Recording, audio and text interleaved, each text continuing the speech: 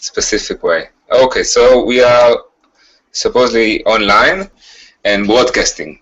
So, shalom everyone. With me is Professor Michael or Michael? Michael. Michael. Michael Walzer, I'm pronouncing it right? Yes, yes. Okay, Professor Michael Walzer, who is one of the most important thinkers in war ethics, I guess, in the last 100 years. Yeah.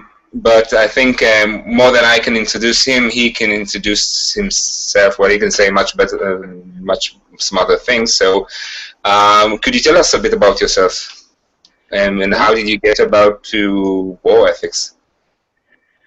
Well, I was born during World War II, so I grew up during World War II in America, but still a Jewish boy in New York, following very closely what was going on. But the beginning of my writing about just war theory came in 1967. I was running around this country, the United States, arguing against our war in Vietnam, and suddenly I found myself also defending Israel's war against the preemptive strike against Egypt.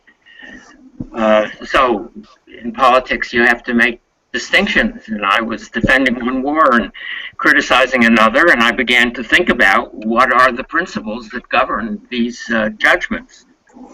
And I began reading military history and talking to soldiers, and eventually I wrote my book, Just and Unjust Wars, which is an effort to systematize the doctrines relating to the decision to go to war and the decisions we make about how to conduct the war.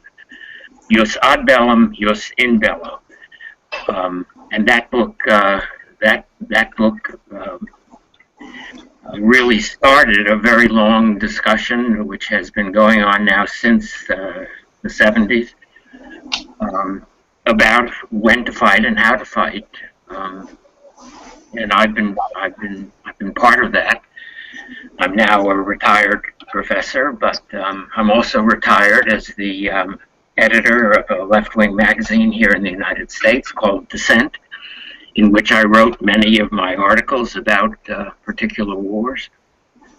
And here I am talking to you in the middle of another war.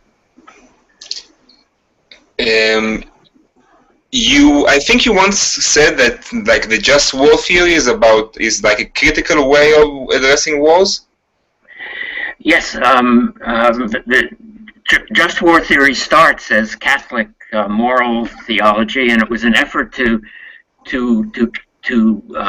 criticize two different approaches to war. One was Christian pacifism. Just war theory holds that some wars are necessary and defensible, and also in opposition to the theory of the crusade. According to just war theory, all wars are secular. They all have a war for God's. A war for God, a war for the conversion of the heathen or the punishment of God's enemies is an unjust war.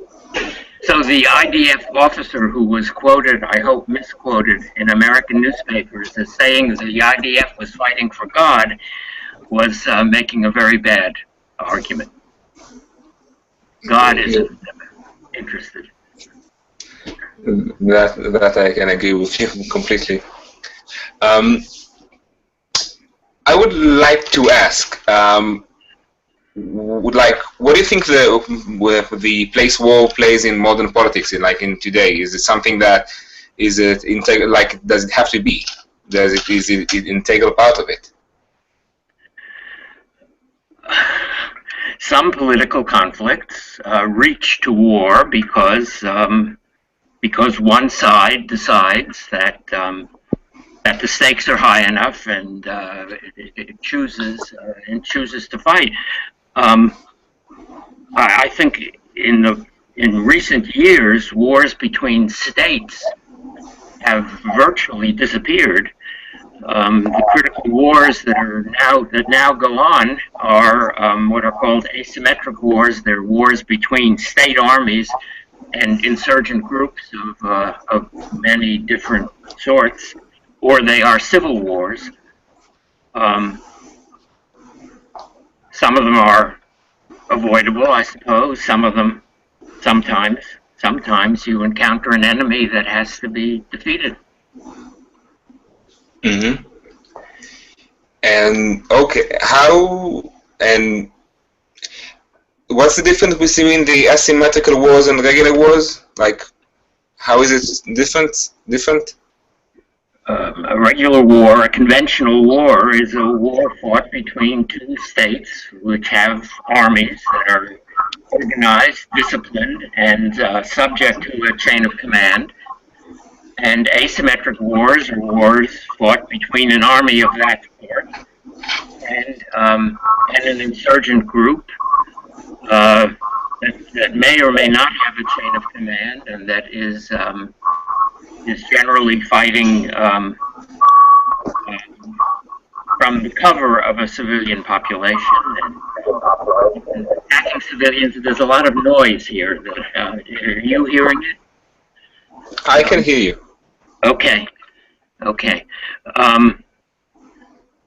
So the Vietnam War, until the North Vietnamese Army marched south, the Vietnam War was an asymmetric war between a Viet Cong guerrilla force and American high-tech army. Mm-hmm.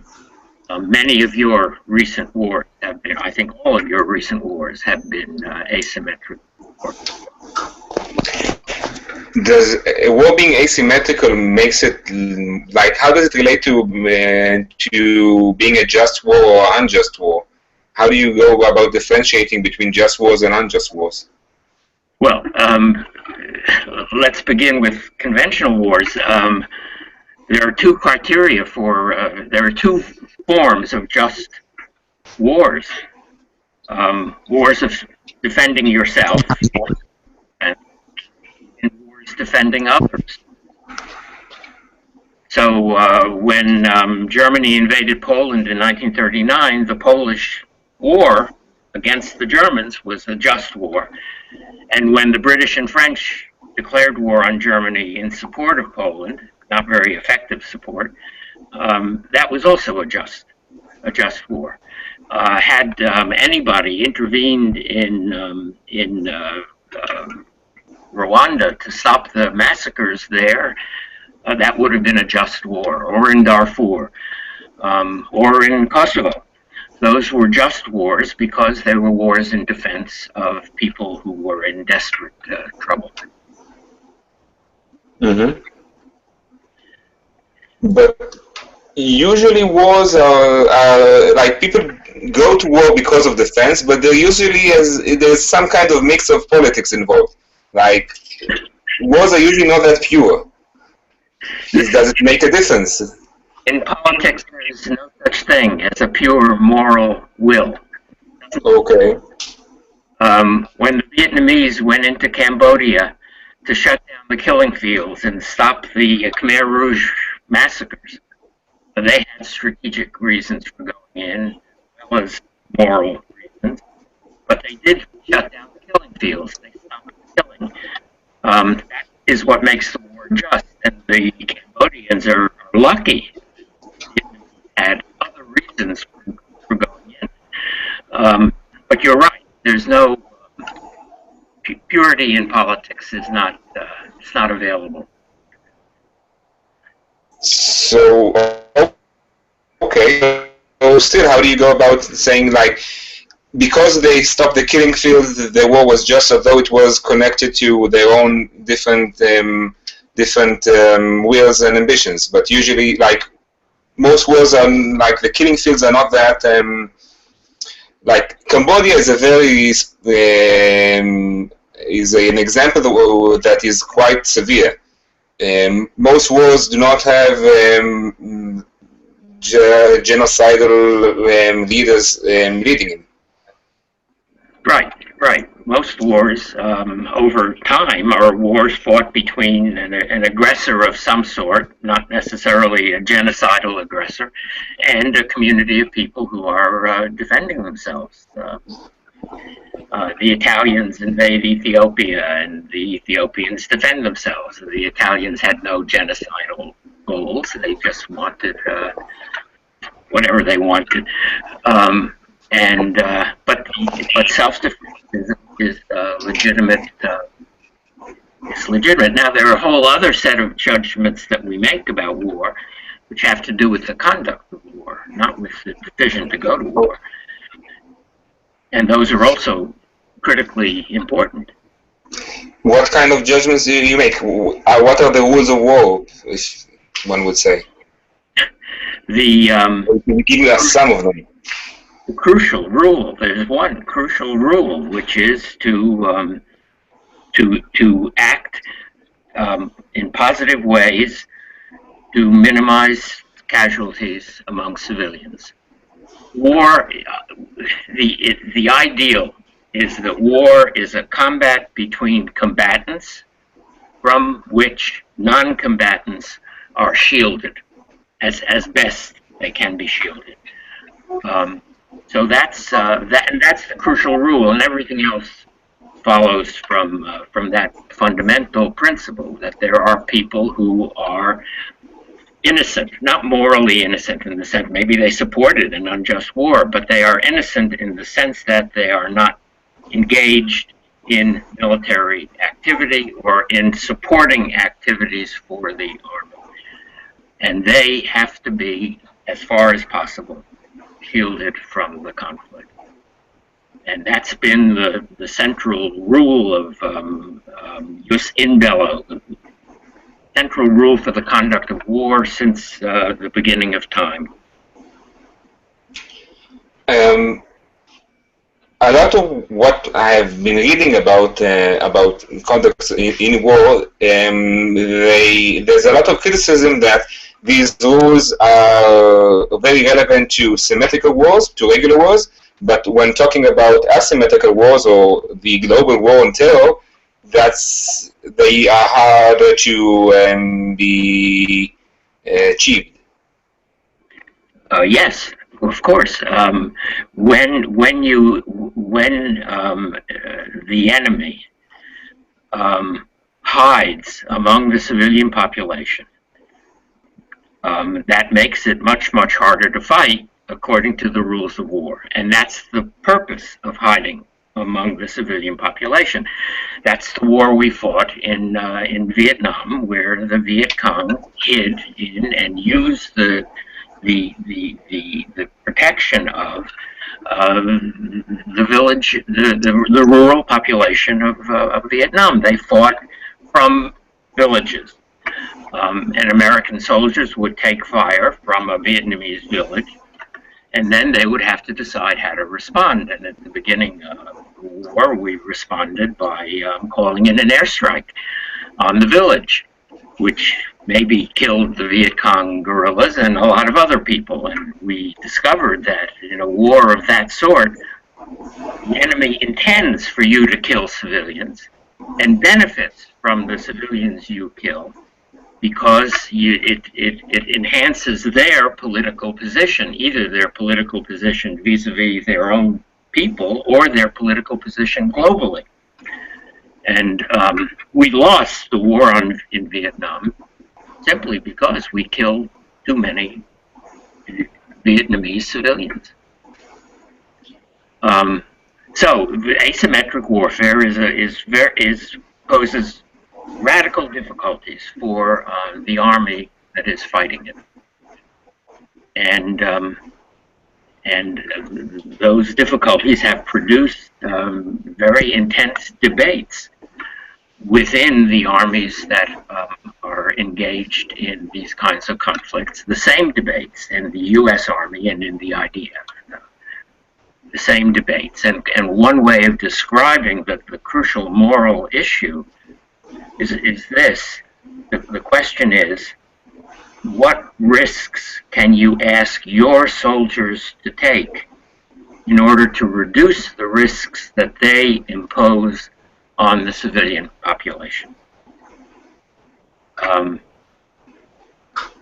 can give you an example from Afghanistan. I like to think with examples, and this is an example described to me by an American colonel who had been in Afghanistan. So the U.S. Army takes fire from the roof of a small apartment building in an Afghan town. They don't know who's in the building. So what do? And again, at the beginning of the Afghan war, they would just pull back and call in an artillery strike or an air attack. And then General McChrystal decided this is a way to lose the war. And so he imposed new rules of engagement, which caused a big fuss in the American Army. Many people opposed the new rule. The new rule said that in a situation of that sort, you have to try to get soldiers onto an adjoining rooftop so that they can fire directly at the Taliban militants, or you have to sneak someone into the building to see if there are families in the building before you. And then if the building is empty, you can call in the artillery strike. And if the risk of getting someone into the building or getting someone on a rooftop is too high, you just pull back and wait for another chance to get the enemy. And those were McChrystal's rules of engagement. You could not call in an airstrike if you were unsure who was in the building. And there were the New York Times quoted soldiers on the ground saying this makes fighting much too dangerous. There was a real debate in the U.S. Army about the new rules. So there you get in a very nice way the critical problem of asymmetric warfare. Okay. It brings me to something else I wanted to ask, which I think is related. A lot of the discussion we hear in the news or in different ways is about the proportionality of the response, or the proportionality of war. What is meant by that, and how does it relate to?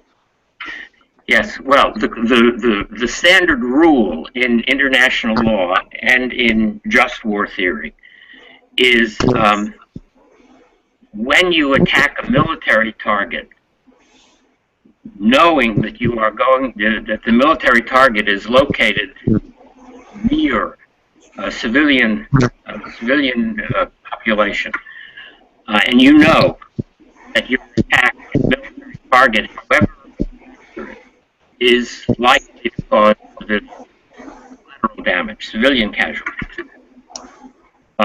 Then the calculation you have to make is the value of the military target sufficiently high, or what is the value of the military target, and what is the proportionate, which is the allowable civilian injury. So the civilian injuries must not be disproportionate to the value of the military target. Now that's a very hard judgment to make. But that's the legal and the moral rule. Then is this proportional? How do you go about? Well, it's a subjective judgment, and it's very, very hard to make. Therefore, I have argued in a number of places that the crucial constraint on attacking isn't proportionality. The crucial is that they make a positive effort, including accepting risk for their own soldiers, to minimize the civilians. The proportionality rule is it's infinitely variable. You can always decide that the military target is worth whatever number of civilian deaths caused by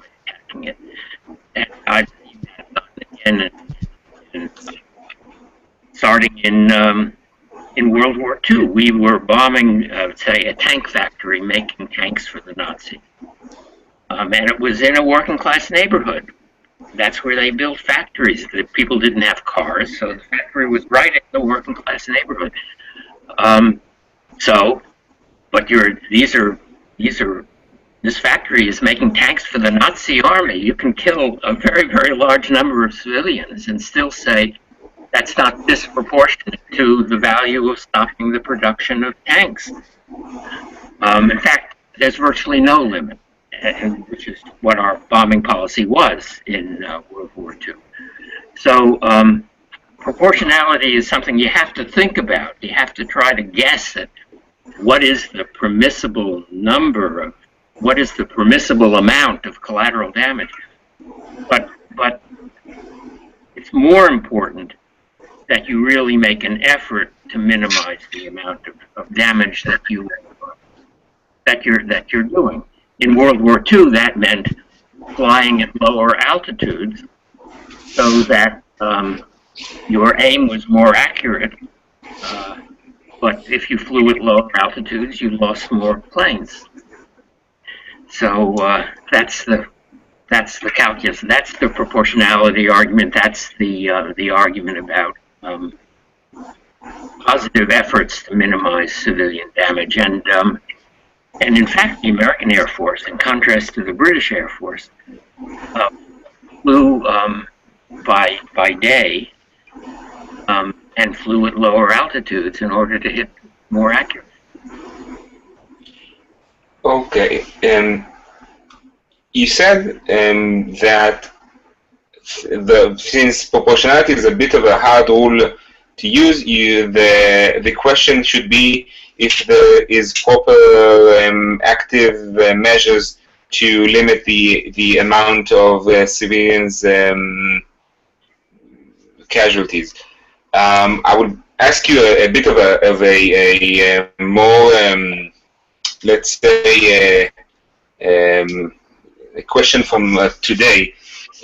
There's a lot of discussion going on here about Israel using phone calls and SMSs to try to limit the casualties, and also using what they refer to as a knock on the roof, which is the launching of a dud ammunition or a small impact missile to signal where there's going to be something, where there's going to be an attack. Yes. What do you think about those measures? Because there's a bit of a debate about it, if it's moral or not. The ICRC, I think, called it as something, as an act of as a crime. I think I can get the proper quote if you need. Well, it's a good thing to warn people. Again, let me use a pre-Israel example first. In Vietnam, we dropped leaflets over villages asking people to leave, and telling them that they had to leave within a week or sometimes 2 weeks. And then the area, this group of villages, would be called a free fire zone, and anything moving in the free fire zone would be a legitimate target. And we asked people to leave. We didn't make phone calls, but they didn't have phones. People didn't leave. I mean, some people left, but some people had aging relatives or sick people in the family that they were taking care of. Some people were just afraid that their homes would be looted if they left. Some people had to bring in the harvest or take care of the animals, or there were many reasons not to leave. And the free fire zones were a moral disaster. So it's a good thing to warn people. It's important to warn them, and the more precise the warnings, the better. But that's not the end of your responsibility. You still have to make an effort to see if people are still there. And that's just what you have to do. The warning is a good beginning, but in many circumstances it's not enough, because people don't leave. Sometimes the crucial reason for not leaving is that they don't have anywhere to go, or they don't know where to go. So that it's a hard business, and I can't tell from here what the IDF is doing on the ground after the warnings.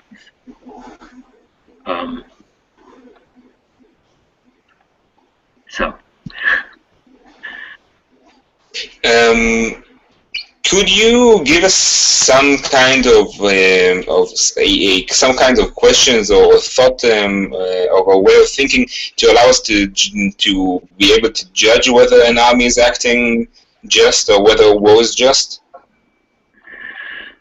Well, I spoke to many IDF soldiers after the last Gaza, the last time you were actually in Gaza. And what they all told me was different units fought differently, and a lot depended on the quality of the junior officers. They make what may be the crucial moral decisions in the field. Some units produced very few civilian casualties, and other units produced larger numbers of civilian casualties, and a lot had to do with the intelligence, the competence, the moral commitment of the junior officers. I think that in both armies, in the U.S. Army and in the IDF, the training of the junior officers is the absolutely crucial thing if you want to fight decently in the field. But there are also issues in the declared policy. I mean, firing back at where the rockets are coming from, or blowing up tunnels that start in people's houses. This is entirely legitimate. This is self-defense. The decision to bomb the houses of Hamas officials, I thought that was a very bad decision. And the argument is, again, it's an argument I've made in other wars. There are people who can legitimately be attacked in the field, in their offices, when they're at work, who can't be attacked at home. The crucial example is, say, workers in a tank factory in World War II. They're making tanks for the Nazi war effort. The factory can be bombed. They are legitimate targets. They go home at night to their families. They're not legitimate targets. And you can't say that they're using their children as human shields. They're in their family. If they're in their house with their families, they are exempt from attack. In their offices, at work, they are legitimate targets. So I suspect it's a fairly small number of the casualties that have come in Gaza that have been inflicted in this way, but I think that is a bad policy. But trying to hit the rockets, the rocket storage facilities, the blowing up the tunnels, this is legitimate warfare. I have a question from a different field. You started by saying that you're an editor of Dissent, which is a leftist magazine. And usually the common feeling among the left, as I have known it, is to be against war in general. That war is an abomination that cannot be accepted. Why do you think that is, and how do you think the left should regard, like, wars? Should there be any, like, well, why not? as I told you at the beginning, I grew up during World War II, so the war against the Nazis was a necessary war, and it for a Jewish kid in New York, World War II was a kind of immunization against pacifism, because the pacifists who didn't want to resist the Nazis were surely wrong. So I'm not, I don't have that position, and I think it's very important on the left. It's very important on the left to recognize that there are just conflicts, there are just wars. In fact, most leftists, I mean, they supported, everyone I knew on the American left supported the FLN Algerian uprising against the French, or they didn't support, or some of us didn't support FLN terrorism, but the war against the French was a just war. And I think the left has often found itself supporting. There's even a left tradition of revolutionary war. Imagine the Red Army marching on Warsaw in 1919 to create a communist society in Poland. That's the Trotskyist war. That was a revolutionary war. Lenin thought it was fine. The American army marching on Baghdad to create a democratic society in Iraq.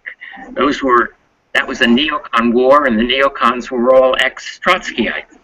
So it's the same thing. I don't support wars of that kind. Wars of regime change, I think, are unjust. But that is that's definitely a left tradition to promote revolution or to promote political change in foreign countries. I think it's a bad idea, but it certainly is a war. That kind of war has had left support in the past.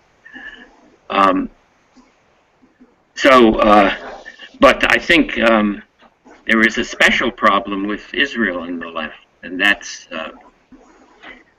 very hard to talk about, because I think it is a betrayal of left principles to focus the way many leftists do on Israel, or to march in the streets of London saying we are all Hamas. They don't know what they're saying. Why is this so? Why do you think that it's a betrayal? Betrayal is a very harsh word. Yes, because there are left principles that have to do with democracy and equality and gender equality and freedom. And organizations like Hamas and Hezbollah are not organizations that defend those principles. And organizations of that kind should not be defended by leftists. And they can be very critical of Israel. That is often necessary. But they should not be supporters of those kind of organizations. That's the betrayal. From your experience and from your knowledge, what do you think about what's going on today in Israel? How would you assess the situation here? You have to think about what the time horizon of your assessment is. If the time horizon is months and years, I think there are major criticism of Israel is necessary, because you have not moved to defeat the settler movement, and to stop the settlements, and to strengthen the Palestine Authority, and to begin the process of creating a Palestinian state. And had you done those things, Hamas might be much weaker. There might be actually a possibility of the PA running Gaza. I don't know. But certainly Israel has to be criticized over the long term. But at this moment, this is Hamas's war. I think they were in desperate conditions, and this was a gamble for them, which which so far I think has paid off for them. Why do you say so? Well, because their position in Palestinian society seems to have been strengthened. They were very, very weak before the war began. If you think about the U.S. ceasefire proposal, it would have brought major gains for them, vis-a-vis the Palestine Authority and Egypt, as well as vis-a-vis Israel. So far, at least, their gamble has paid off. They were really in desperate trouble before this war began.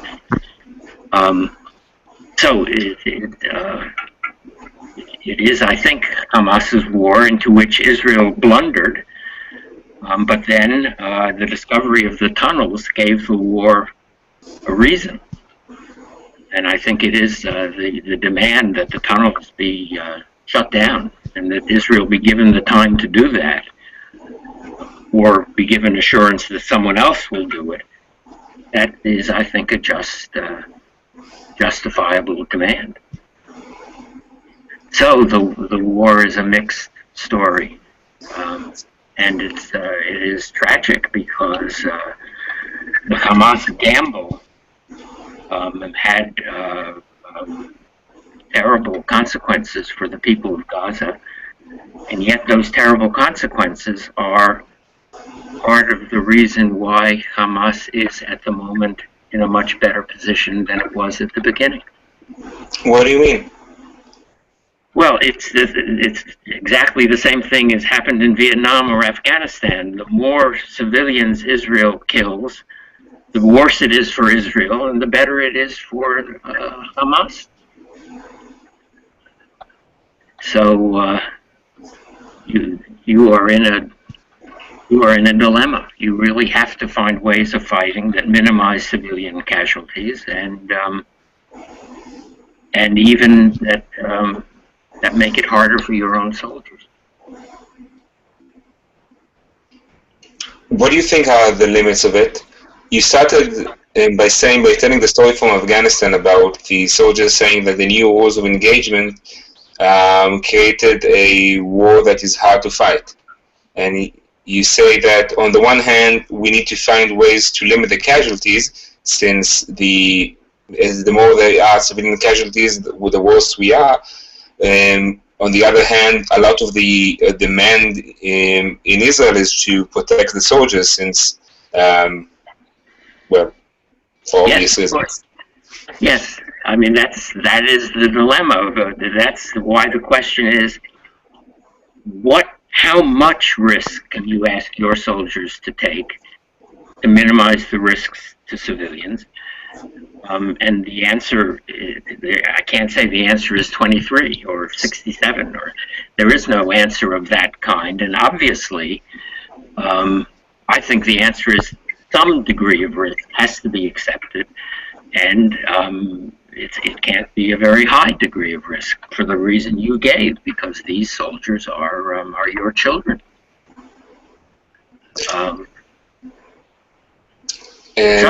But that's the dilemma of asymmetric warfare, and you can't just pretend it doesn't exist. It does exist. It's a dilemma that has to be addressed as best you can. Okay. I will, coming to a close, I guess, because we don't have a lot more time, I would ask, what do you think, like, we as civilians, either Israelis or from actually Jews around the world, mostly young students, youth movement members, what should we do about the situation? How can we, what's our place in making sure a war is in the just area? Well, you have to make the judgments that we've been talking about. In every war, the citizens of the country that's fighting, and especially if it's a democratic country, they have to join the arguments about how to fight when to fight and how to fight. Jews abroad are going to be uneasy about joining those arguments, since we are so far away and we're not running into shelters, and our kids are not in Gaza. So we have to be much more careful about how we talk, but we also have to talk. We have to talk to each other, and also we have to explain our position to our fellow Americans or fellow Europeans. We have to tell them what our criticisms are of the Israeli policy over the past years, and we also have to tell them what Hamas is and why it needs to be resisted. And that's it's the arguments are not easy arguments, but as I said, they can't be avoided, and you guys have to conduct the argument in the middle of the war. You can't. You have to do both things. You have to sustain Israel's understanding of why it's fighting, what Hamas stands for. And you also have to sustain Israel's sense of what kind of a country it is and how it does these things. What else? Thank you. We will be logging off in a second. Okay. I'm again, thank you for willing to talk to us. It's not obvious that you will give us some time to ask you these questions, and thanks. Okay, thank you for the chance to talk to you. Okay, so I will say goodbye now. So I'm cutting off the